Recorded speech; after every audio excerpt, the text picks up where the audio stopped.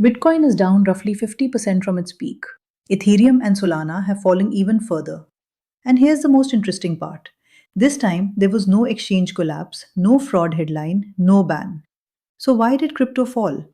Today, we're not going to talk about emotions. We're going to talk about data. Because once you understand where the money went, you can understand when it might come back. Hello everyone, I'm Sonam from Wright Research. We're a SABI registered quant asset management firm, and today we're going to analyze the crypto slump the same way we analyze any asset class, with a framework, not feelings. Three questions in this video. 1. Why did crypto fall? What are the real drivers? 2. What is actually surviving this slump? What's genuinely valuable? 3. And what signals will tell us the cycle is turning? Let's get started. The migration of speculation, the first and biggest driver, demand rotation. What powered crypto's last bull run? Mostly retail speculation. Young investors who didn't want 12% returns. They wanted 12,000% returns. Leverage, meme coins, altcoins, it was all one big wave of speculative energy. Now here's the question. Where did that energy go? It didn't disappear. It shifted. Zero-day options. Zero DTE options volume in US markets is at record levels. Same lottery ticket mentality, new instrument. AI stocks. The trader who was in altcoins yesterday is in AI and semiconductor names today. The narrative premium moved out of crypto and into AI. Prediction markets and betting. Entirely new venues for speculation have opened up. This is crucial to understand. Crypto is a narrative asset. When the narrative spotlight moves elsewhere, the marginal buyer moves with it. And without the marginal buyer, there's nothing supporting the price. Key insight. Crypto's competitor isn't just another coin. Its real competitor is every asset that can sell excitement. Macro, the liquidity story. The second driver, macro and liquidity. Remember one simple rule. Crypto is a liquidity-beta asset. When money in the system is cheap and abundant, crypto flies higher than anything else. When liquidity tightens, crypto falls first. What's the situation right now? Real rates are high. When the risk-free asset pays you a decent real return, the opportunity cost of holding a zero-yield asset, one that produces no cash flow, goes up. The timeline for rate cuts is unclear. The easy money environment the market was expecting keeps getting delayed. Think back to the COVID era. Stimulus, zero rates, everyone stuck at home. That was crypto's perfect storm in the positive direction. Today's environment is the exact opposite. Key insight. Want to predict Bitcoin's price?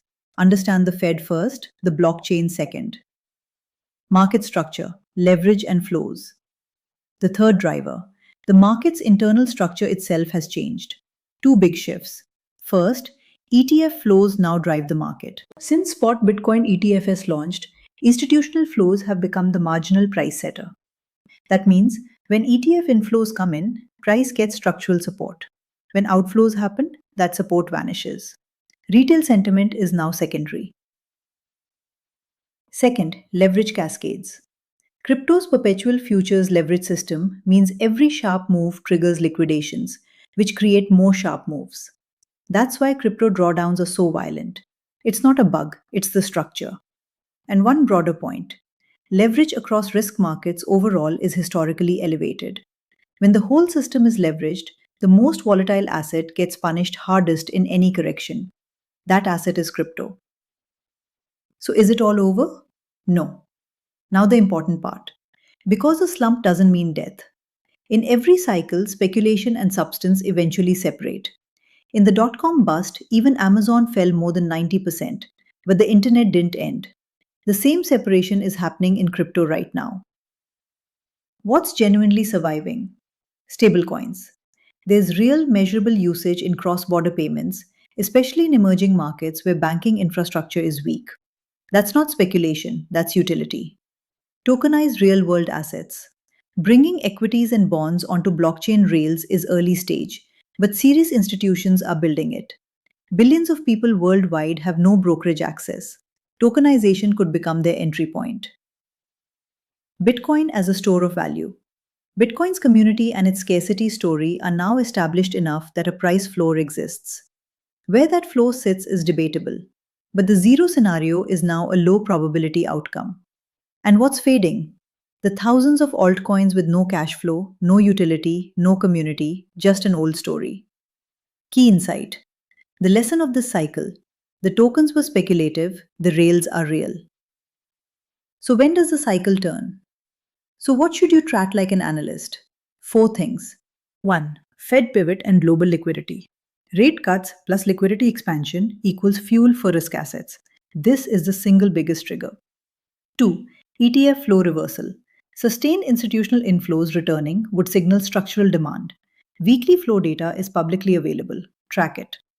3. Regulatory clarity. Progress on US crypto legislation. Clear rules would bring in the institutional capital currently sitting on the sidelines. 4. Narrative rotation. The hardest to predict, but history shows that when crypto feels most boring, that's usually the accumulation phase. By the time your cab driver is talking about Bitcoin again, it will already be too late. So, to summarize, crypto is in a slump because speculation migrated to other assets, liquidity is tight, and in an ETF dominated market structure, flows have been negative. But the infrastructure layer, stablecoins, tokenization, is quietly being built. This isn't a conspiracy and it isn't a mystery. It's a classic cycle, and cycles turn when the data turns. If you'd like us to apply this same framework based analysis to other asset classes, gold, Nifty, AI stocks, let us know in the comments. Like, subscribe, and see you in the next video.